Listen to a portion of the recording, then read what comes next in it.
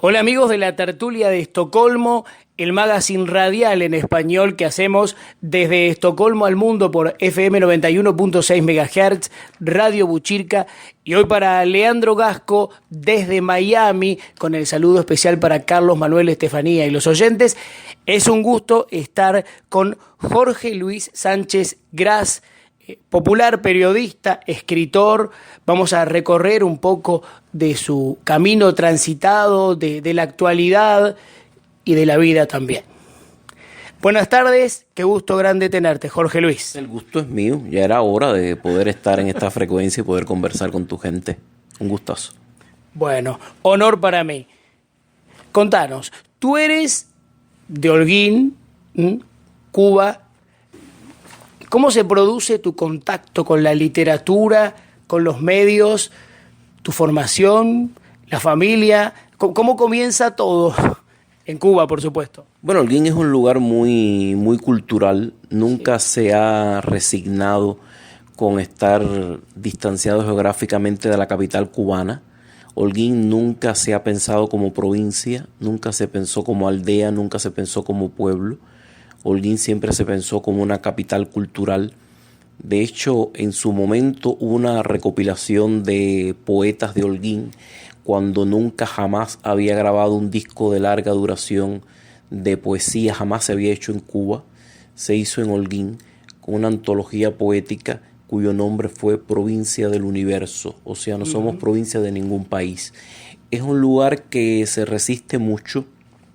Es el lugar por el que comenzó toda la historia de Cuba, porque ubícate que en uno de los extremos de la costa norte de Holguín, un lugar llamado Cayo Bariay, por ese lugar ocurrió el descubrimiento de América. Cuando Cristóbal Colón dijo: esta es la tierra más hermosa que ojos humanos hayan visto, la tierra que estaba viendo era Holguín, era Cayo Bariay, era ese extremo en el que cada octubre oportunamente se recuerda ese abrazo entre las dos culturas.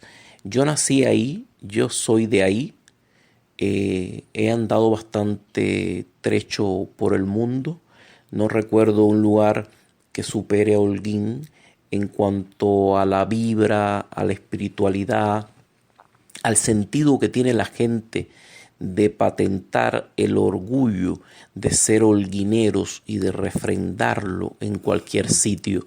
Cuando la gente está hablando y va a medir o va a juzgar a alguien de Holguín y está en el propio entorno de ser un cubano, la gente nos lleva un poco más recio, porque nosotros somos un tanto más creídos, quizás un poco más orgullosos.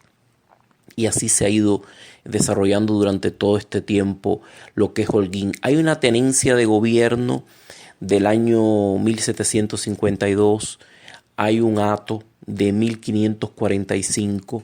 Primero fuimos un terreno cedido a un señor de apellido García Holguín, lo que le dio el nombre a toda aquella región, y lo que ha hecho es ir creciendo con un orgullo extraordinario, intentando tener de todo, tener un amplio movimiento poético, tener una calidad extraordinaria en las transmisiones propias de radio y televisión.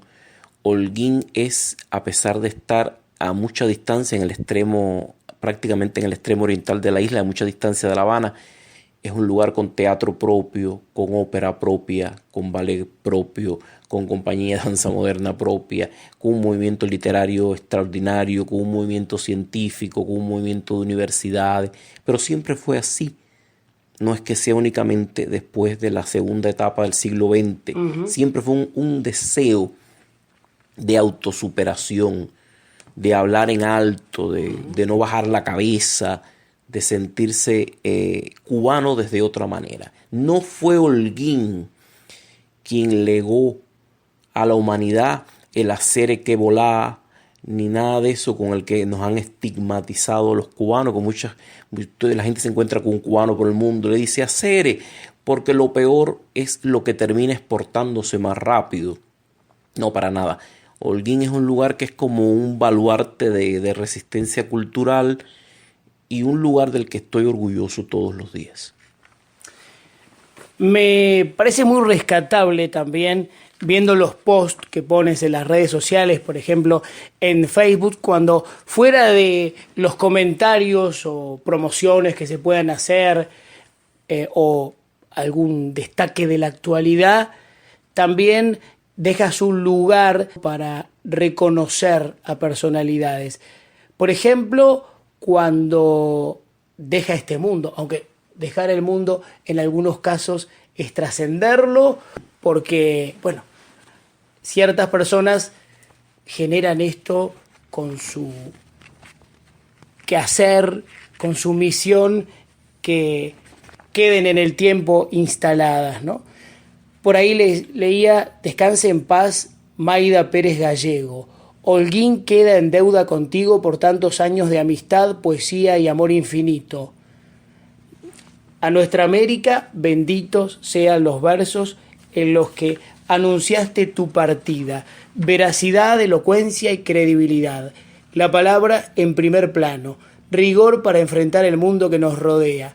Nada humano es ajeno. Las noticias como son. Más o menos todo eso. Bueno, ahí está. Estoy con un poco de alergia, pero vine. Estamos los dos. Nos vamos a comprar dos voces nuevas. El problema es que no las venden baratas. No, cualquiera tiene voz, lo que hay poca gente que tenga cosas para decir. Eso es lo difícil. Eso es cierto. Por eso ahí aproveché para destacar tu post, y para seguir homenajeando a Holguín también. Hay mucha gente, a mí me interesa mucho, tú sabes que Dios reparte los dones. Dios te va dando, le da un poquito a cada gente. A mí me dieron elocuencia. Afortunadamente, gracias a Dios, lo supe tempranamente. Por eso yo tuve mi propia emisora de radio, la primera, en el patio de mi casa. Ahí mismo nomás. Mi papá es un electricista de toda la vida, automotor. Mi mamá jamás trabajó fuera de las labores de la casa. Y mi papá tenía en su casa un gran pañol lleno de herramientas. En ese pañol estaba lleno de destornilladores. Y tenía un gran tablón sobre el que dar sus golpes y hacer sus arreglos eléctricos. Ese tablón, cuando no había maquinaria eléctrica, era como la base sobre la cual yo clavaba y empoderaba aquellos destornilladores que se convertían imaginariamente en los micrófonos. Me subía en algo para estar un poco más alto y leía textos literarios, hacía improvisaciones y no sabía que espontáneamente lo que estaba era centrándome la voz, haciendo ejercicios eternos de dicción, desarrollando la expresión oral, haciendo de todo. Y yo creo que esa fue mi primera gran emisora. Después contacté con la radio y tuve ese abrazo con la radio que no se te termina nunca, porque la radio es una enfermedad exquisita que no tiene cura. No Cierto. Vale la pena medicarse, no pierdas el tiempo. Es como algo que uno tiene inoculado para toda la vida. Claro, es como un noviazgo eterno con el aire. Es como un reto a lo efímero. Es como todo, pero uno lo disfruta.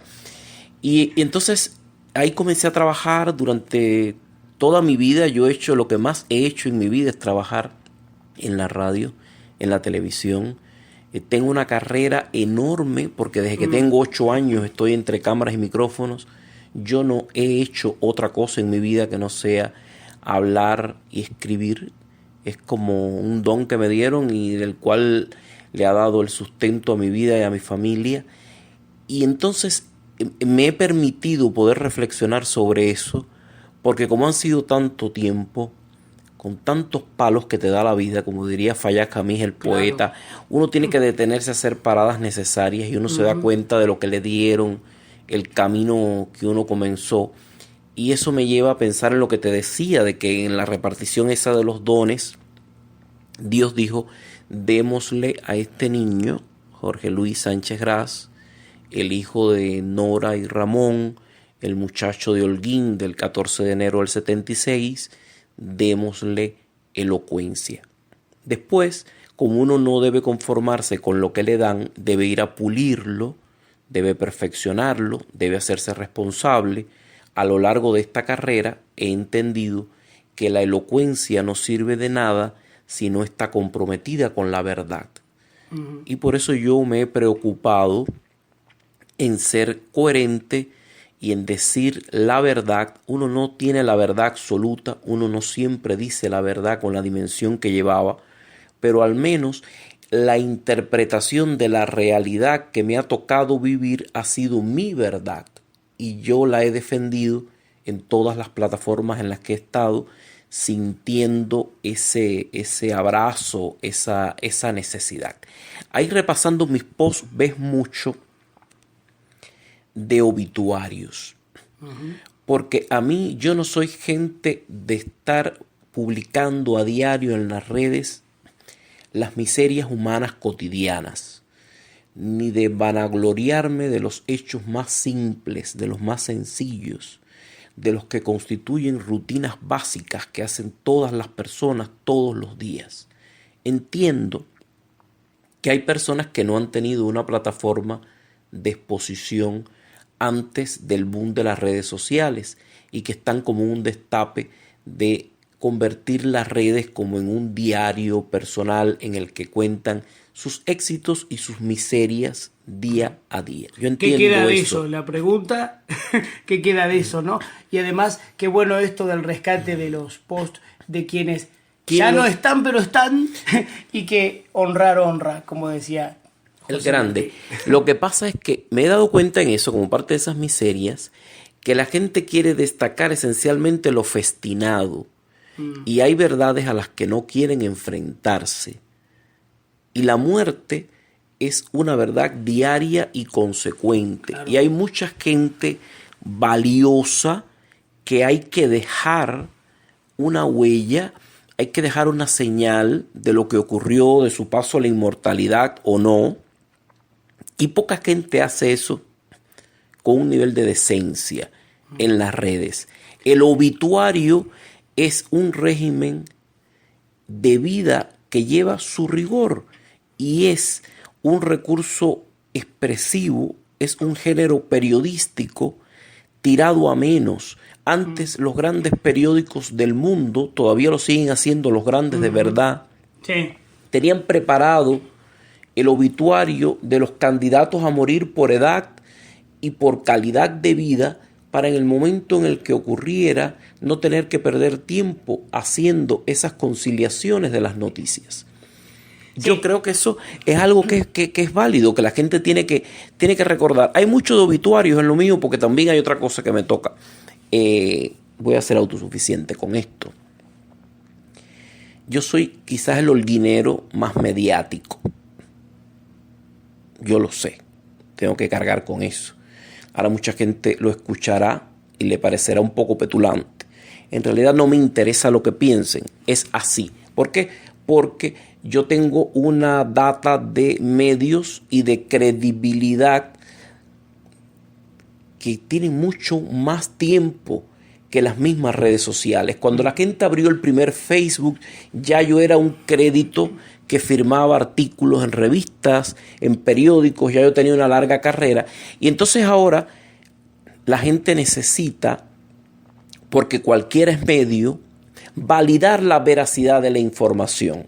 Y entonces yo me veo obligado constantemente a publicar cosas que quizás no es lo que más me gusta, pero que la gente necesita que sea yo quien la publique para decir, espérate, es cierto, ocurrió, es así, esto está pasando, porque si algo te permite una larga carrera es convertirte en un referente de credibilidad. La gente necesita que tú lo digas, que tú asientas o que tú des un simple like para decir, es cierto, sí. Fulano le dio like. Exactamente. Justo cuando te escuchaba, recordaba un diálogo que tuve hace unos días atrás con una periodista emblemática de Argentina que tiene unos cuantos años, digo más de 90 y sigue vigente. Yo estoy hablando de una que está más vinculada a la gráfica, pero ¿por qué lo decía? ¿Por qué lo recordaba? Lo recordaba porque me decía, a veces me sucede que yo quiero resaltar lo que está haciendo determinada persona con mucha trayectoria y en la revista me dicen no hay lugar para esto ahora, para sacarlo. Y después cuando la persona a lo mejor pasa o se va de este mundo, siempre cuando uno se va, en realidad queda porque la obra trasciende, pero cuando se va, entonces después los medios sacan 5 o 6 hojas y ella le genera cierta indignación que en el momento justo cuando quería trasladar algo no se le daba lugar, y que después también sucede esto, por ejemplo en el sur de América, porque es cierto que a veces no siempre los mejores están como jefes o como editores en los medios, y además que hay intereses que en la industria misma que a veces no son elevar en cultura, sino promocionar algo que a lo mejor está un poco más decadente, como decadente está la sociedad. Podemos seguir así 3 días, pero la cuestión es destacar entonces que Jorge Luis Sánchez Gras, periodista y escritor, es recordado por su columna de los lunes en el Diario de las Américas, también como productor en Vega TV, Telemundo, director y escritor en Radio Angulo, presentador, Instituto Cubano de Radio y Televisión, estudió en el Instituto Superior de Arte en Cuba y en, a ver si lo digo bien, Fanca Holguín. Sí, correcto. En la Facultad de Medios Audiovisuales. Uh-huh. ¿Es todo eso? Yo creo que todo es todo eso y mucho más. Todo eso es lo mismo, es la misma página, es una continuidad, es una coherencia, es intentar lidiar con la credibilidad en todas esas partes. Yo me he tenido que reinventar muchas veces, uh-huh, porque los contenidos que yo hacía cuando vivía en Cuba eran unos. Después yo tuve una estadía en México casi de 3 años, en Yucatán, México, entre Yucatán y Playa del Carmen. Ayer otra cosa completamente distinta. El nivel educacional es otro, los intereses son otros. Yo venía de no perder un minuto de mi vida, sino hacía una radio, una televisión y unas publicaciones de alto vuelo cultural. Veníamos de una formación en la que nos enseñaron que cuando le dedicas espacio a lo que no merece un espacio, te estás volviendo en alguien que le cede el espacio a quien no lo merece. Claro, no te gastes el espacio en eso. Ese espacio lo requiere la elevación de una obra artísticamente fecunda. Pero las crisis van mermando los medidores y los diálogos se van empantanando y las cosas van cambiando. Aquí en Estados Unidos, en Miami, fue completamente distinto. En cada una de esas cadenas que tú mencionas, cuando yo llegué, todo el mundo, siempre que me contrataron, estuvieron muy contentos de tenerme, porque uno no hace hueso viejo aquí en esas cadenas, porque se mueven muchos intereses. Lo mismo te pueden votar porque eres muy bueno, que porque económicamente no es factible, porque hay que reducir. Necesitan 2 que sean medio palo, pero que no ganen lo que gana este. Aquí es muy complejo. Aquí es muy complejo. Uno es pieza de un negocio. Aquí es muy complejo. Aquí lo que es muy difícil es que te voten si eres mediocre. Los mediocres duran más. Sí, bueno, y cobran menos. Y entonces es complejo, es otra estructura. Quisiera decir que es una realidad que se está haciendo global, me parece. Se está haciendo global porque la gente cada vez está más lejos de la especialización y cada vez los procesos creativos son vistos de una manera más artesanal y menos profesional. Todo el que tiene acceso ahora a un buen teléfono del último modelo cree que porque se hizo un selfie ya es camarógrafo. Claro. El que cree que puede publicar cualquier estupidez que se le ocurra en su perfil de Facebook puede terminar creyendo que es un medio de prensa. El que tú comiences a encontrarte con gente que no debía tener ningún reconocimiento porque forman parte de un pseudomundo que no aporta nada, que lo que hace es denigrar a la especie humana con actitudes, con actuaciones, con momentos, y que tienen una legión de seguidores, eso hace confundir a quienes están en un sentido contrario. O sea, hay mucha confusión. Pero tú sabes lo bueno que va a tener toda esta confusión, es que hay una cantidad de redes, de medios y de estúpidos que es tan millonaria que el resultado va a ser el hartazgo. La mayoría se va a hartar y ahí de no saber. Entonces. Exacto, la gente ya no sabe a quién creerle ni a quién seguir. Es y peligroso entonces, eso también, pero nos da cierta esperanza. Es peligroso, pero ese es un soplo de vida para los medios tradicionales. No significa que los medios tradicionales no tengan que reinventarse. Tienen que reinventarse y tienen que traspolar su experiencia a otras plataformas. Pero la credibilidad volverá a ser el ingrediente principal y la gente buscará esa credibilidad para ver a qué aportarle, en quién creer y qué hacer. Yo pensaba en lo que decías antes de destacar a los que a lo mejor se van, pero están, digamos, con el tema de los obituarios, y me acordaba de una cosa, alguna vez me dijeron, porque yo a veces digo, no, yo destaco mucho la gente que tiene trayectoria, y también es cierto, y no con esto decir todo pasado fue mejor, pero es cierto que en algunos casos puntuales hay gente que no se repite. Porque, por ejemplo, ¿no?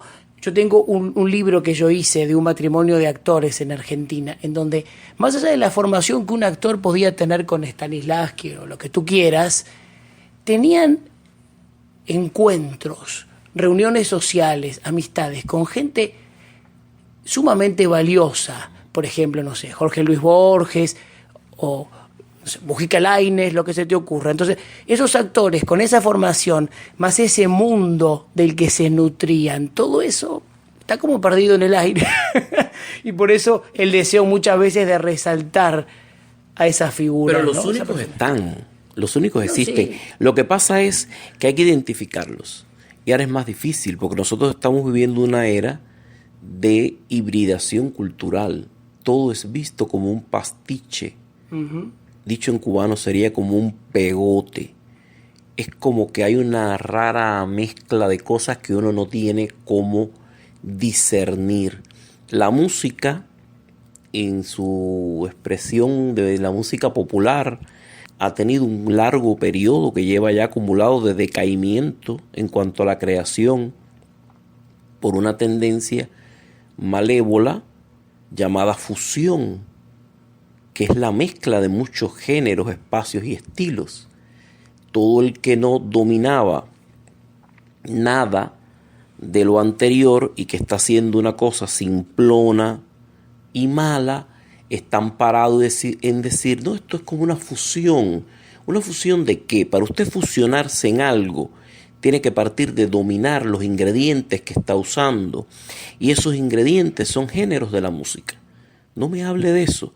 Por ejemplo, por ponerte un ejemplo de la música. Pero esa gente única está en todas las manifestaciones. Lo que pasa es que hay un periodo muy grande ahora de confusión. Se han perdido muchas jerarquías culturales. Se han perdido los referentes. Porque a eso es a lo que apunta el periodo que ha venido después de la globalización. Porque la globalización no es nueva. Ni el posmodernismo es de ayer. Ahora hay un problema mayor, que es que las generaciones más recientes solo mantienen y conservan el interés por lo absolutamente efímero. Les interesa solo el ahora, pero no el ahora, ahora mismo. En 10 segundos ya no me interesa esto que estoy diciendo ahora. Y eso te lleva a un periodo de acortamiento de las realidades. No te permite establecer una jerarquía. Tú no puedes validar si el ahora es cada 10 segundos. Y ese es un fenómeno que está acabando con todo. Y por eso es que ahora, en periodismo, en los medios y en todo, lo establecido no es ya ni siquiera el ahora. No es tampoco la inmediatez. Ahora es la posverdad. ¿Qué hay después de la verdad que te acabo de decir? Olvidando que esa verdad necesita investigación, rigor, sedimento, asiento y tiempo. No lo puedo determinar en 10 segundos. La posverdad no es un café cubano express. Lleva un tiempo. Y entonces, después también quiénes están detrás, ¿no? En la misión o función de investigar todo eso, porque si se paga poco y no están escritores, periodistas con sustento cultural, trabajo investigativo y todo lo demás, entonces una conjunción explosiva para el mal, porque no hay gente con capacitación, aparte de no estar bien paga, ni con intelecto, y todavía sumergidos en un mundo absolutamente peligroso de lo momentáneo efímero. Sumergidos en el océano de la ignorancia, que es el que más agua tiene. Sí. En el que la gente está sumergida durante mucho tiempo. Ahora no hay justificación para eso. Uh-huh. Porque ahora el problema es que hay más información que la que se puede procesar. Hubo un momento en el que era mucho más difícil el acceso a la información.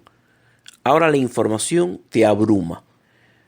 Ahora lo útil no es la información. Ahora la guerra sería cómo determinar qué información me sirve y cuál no. Cómo conformar un aparato crítico que me lleve a creer en una publicación y no en otra, a ver un enfoque y no otro, a comparar las historias como te las cuentan. Uh-huh. Ahora más que nunca hay que tener sedimento. Y por eso también es peligroso cuando se instalan organizaciones no gubernamentales que nuclean a todos los gerentes o CEOs de los medios. A veces hay ciertas plataformas que buscan la uniformidad, y si esa uniformidad se enlaza con eso efímero, entonces ya tienen todo listo. Estamos ya condenados, señor.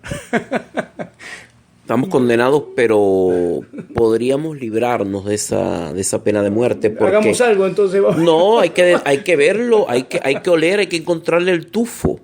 Uno no puede creer en una cosa porque se hayan concentrado solamente un grupo, una legión de gente importante que a lo mejor lo único que han hecho es prestar el nombre. No han prestado el talento. A lo mejor ese grupo de gente simplemente son siervos de poderosos caballeros don dinero, como diría Francisco de Quevedo y de Villegas, claro. Y están ahí nada más que por eso. Hay que determinarlo. Y la información tiene tufo. La información te va dando evidencias. Pero ¿quién lo determina? ¿Quién te guía ese sentido crítico? ¿Quién te conduce a esas cosas? Es muy difícil, pero no es imposible. Bueno, bregaremos por esa tarea como deben ir por ese camino los buenos profesionales como tú, estimado Jorge Luis Sánchez Gras. Yo quiero agradecerte especialmente, un honor este conversatorio, y quiero coronar con tu saludo, mensaje especial para los oyentes que ahora mismo te están escuchando por la radio desde Estocolmo al mundo, en nuestra tertulia de Estocolmo. Bueno, lo mejor del mundo para ustedes. Tenía muchos deseos de hablar por estas frecuencias, de llegar a este nivel de público que es el de la radio internacional. Yo soy un niño de una provincia remota de Cuba que en su infancia, en su casa, lo más familiar e importante que teníamos era un radio de origen soviético, feo como ninguno, pero con un mérito incuestionable. Tenía una sección de banda corta que nos permitía, a pesar de estar como Robinson solos en una isla, pensar en un universo distante, escuchar voces en otros idiomas, músicas de otros pueblos, soplos de otras culturas. Yo he creído y creo mucho en el espíritu de la radio internacional porque no hay ninguna frontera que pueda detenerla y porque la longitud de onda con la que físicamente se refleja la expansión de la señal de la radio es tan esquiva que quien único la puede atajar es el oído que quiere escucharla. Siempre pienso en eso y yo creo que eso es una bendición grande. Gracias por la oportunidad. Que Dios los bendiga. Muy bien. Hasta cada momento, hermano. Hasta próximo. Será pronto.